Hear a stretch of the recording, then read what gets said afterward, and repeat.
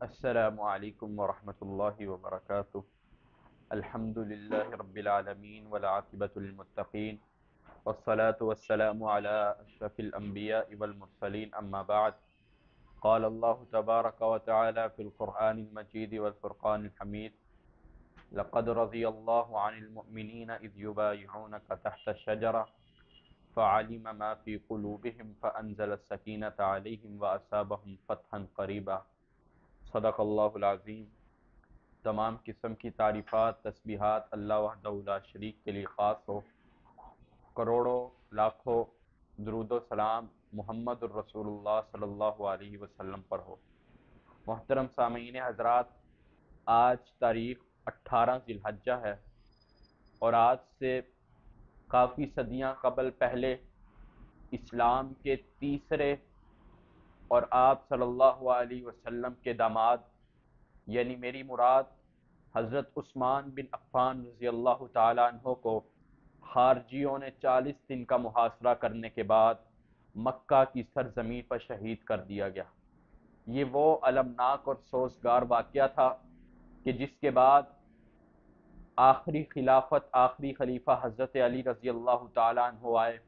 ان کے دور خلافت میں خارجیوں نے سر اٹھایا۔ ان کے دور خلافت میں صحابہ کرام کا صحابہ سے جنگیں ہوئیں، حضرت عائشہ کے ساتھ صحابہ کی جنگیں ہوئی، بڑی بڑی جنگیں لڑی گئی۔ یعنی حضرت عثمان بن عفان رضی اللہ تعالیٰ عنہ کی وفات کے بعد، شہادت کے بعد، اسلام میں فتنہ برپا ہو گیا تھا۔ یہ ہستی وہ عظیم ہستی تھی جو ہجرت سے 47 سال قبل مکہ میں پیدا ہوئی اور ایک عظیم خاندان رئیس زادوں کے یہ گھر میں پیدا ہوئی تھی۔ قریش کے سب سے بڑے قبیلے بنو امیہ میں ان کی پیدائش ہوئی، اور وہ عظیم قبیلہ تھا یہ کہ ان کے والد اور والدہ کی طرف سے آپ صلی اللہ علیہ وسلم پہ ان کی 5ویں پشت جا کر ملتی تھی۔ یعنی اگر آپ ان کا نسب نامہ پڑھیں گے، چاہے وہ والد کی طرف سے پڑھیں یا والدہ کی طرف سے، تو 5ویں پشت پہ جا کے ان کا نسب نامہ عبد مناف، جو حضرت محمد رسول اللہ صلی اللہ علیہ وسلم کے نسب نامے میں بھی آتا ہے، ان کے نسب نامے سے جا کر مل جاتا ہے۔ یہ وہ عظیم ہستی تھی جنہوں نے غزوہ بدر سے پہلے ہی اسلام قبول کر لیا۔ یعنی اللہ سبحانہ و تعالیٰ نے جو قرآن میں والسابقون الاولون، یعنی وہ لوگ جنہوں نے غزوہ بدر سے یا اسلام کے پہلے دور میں اسلام قبول کیا، ان کو ایک اہم فضیلت حاصل ہوئی، ان کو بھی وہ اہم ترین فضیلت حاصل ہوئی۔ لیکن ان سب کے باوجود وہ غزوہ بدر میں شرکت نہ کر سکے۔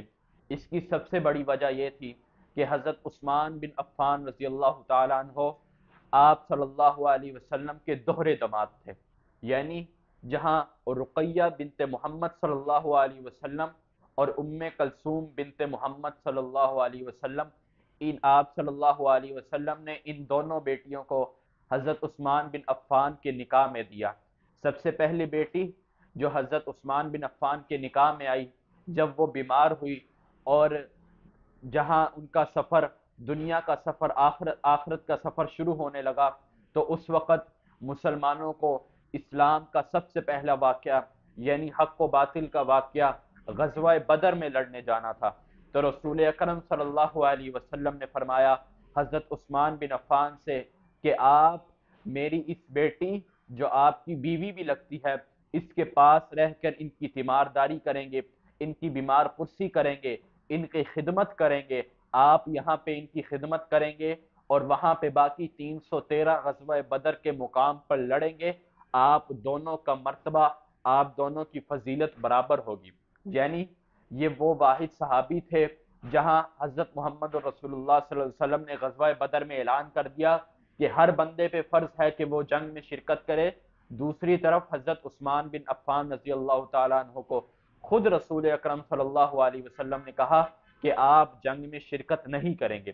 اس کی وجہ یہ تھی کہ آپ صلی اللہ علیہ وسلم کی بیٹی اور آپ صلی اللہ علیہ وسلم یعنی حضرت عثمان بن عفان کی بیوی اس وقت بیمار تھی، اور پھر جب آپ صلی اللہ علیہ وسلم اپنے صحابہ کے ساتھ جنگ بدر فتح کر کے بدر کے مقام پر مشرکین مکہ کو شکست دے کر واپس لوٹے، تو پھر حضرت عثمان بن عفان رضی اللہ تعالیٰ عنہ کی زوجہ اول اور محمد رسول اللہ صلی اللہ علیہ وسلم کی بیٹی لخت جگر اس دنیا سے رحلت فرما گئی۔ بات یہاں تک ختم نہیں ہوئی، رسول اکرم صلی اللہ علیہ وسلم نے فرمایا کہ عثمان کیا بات ہوئی کہ اگر ایک بیٹی چلی گئی تو میرے پاس 4 بیٹیاں ہیں، میں دوسری بیٹی کو بھی آپ کے نکاح میں دیتا ہوں۔ اس کے بعد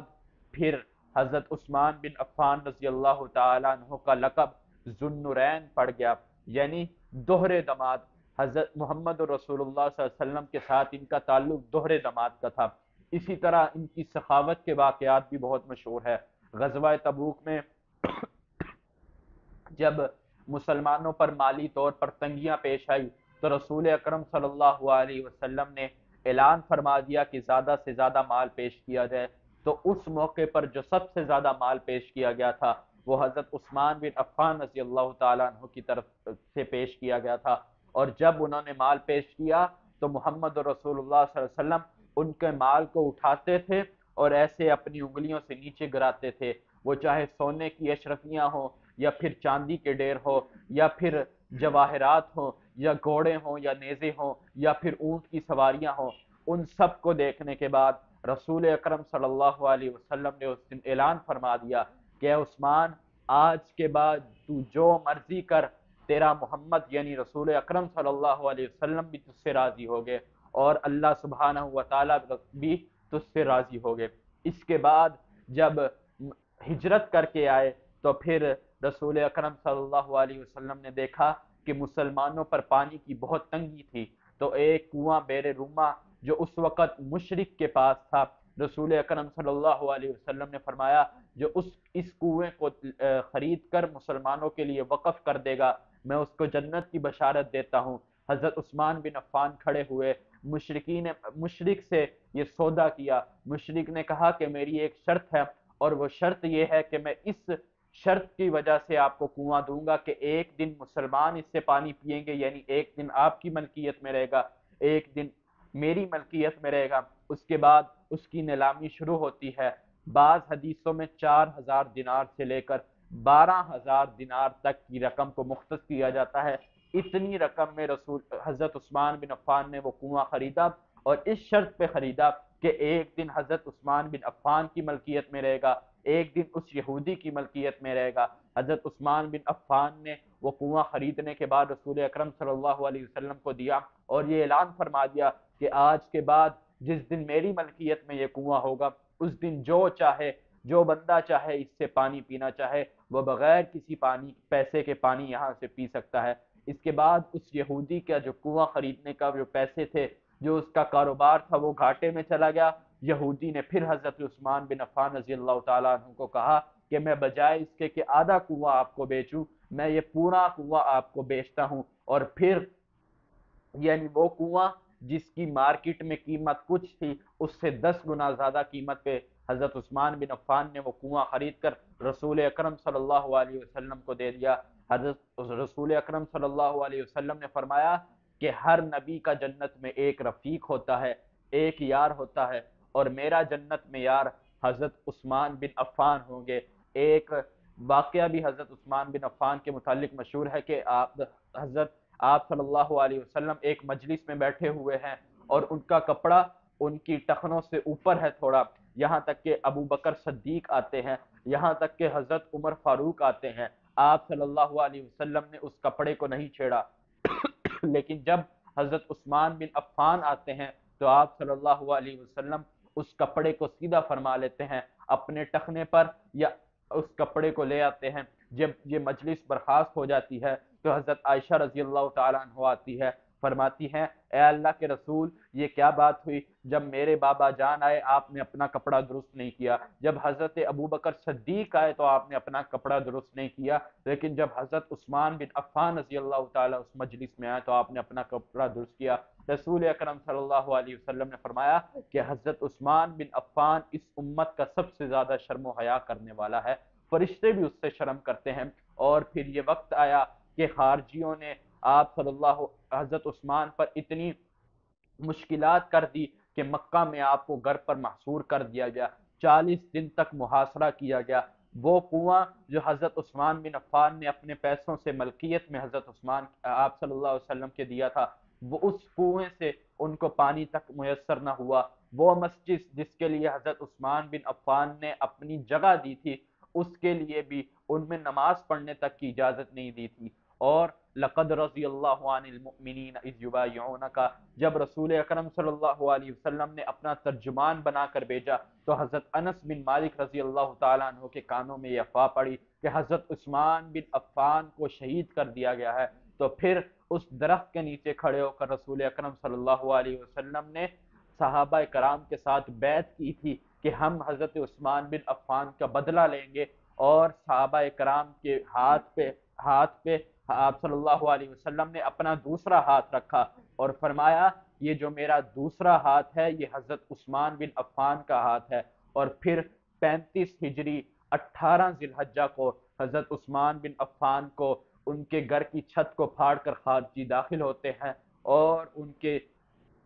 جسم میں خنجر مارا جاتا ہے، اور وہ قرآن کی تلاوت کرتے کرتے شہید ہوئے۔ اور بعض مورخین لکھتے ہیں کہ ان کے جو آخری الفاظ تھے وہ سورہ بقرہ کے تھے، اور الف لام میم کا جو آخری رکوع ہے فَسَيَكْفِيكَهُمُ اللَّهُ وَهُوَ السَّمِيعُ الْعَلِيمُ، یہ تلاوت کرتے ہوئے وہ اس دنیا سے رحلت فرما گئے، ان کو شہید کر دیا گیا۔ اور ان کے بارے میں یہ بھی مشہور ہے کہ انہوں نے روزے کی حالت میں شہادت نوش فرمائی، یعنی سحری جو تھی وہ حضرت عثمان بن عفان نے دنیا میں کی اور افطاری جا کر جنت میں کی۔ اللہ تعالیٰ سے دعا ہے کہ ہمیں بھی حضرت عثمان بن عفان رضی اللہ تعالیٰ کی سیرت پر عمل پیرا ہونے کی توفیق عطا فرما۔ وآخر دعوانا ان الحمد للہ رب العالمین۔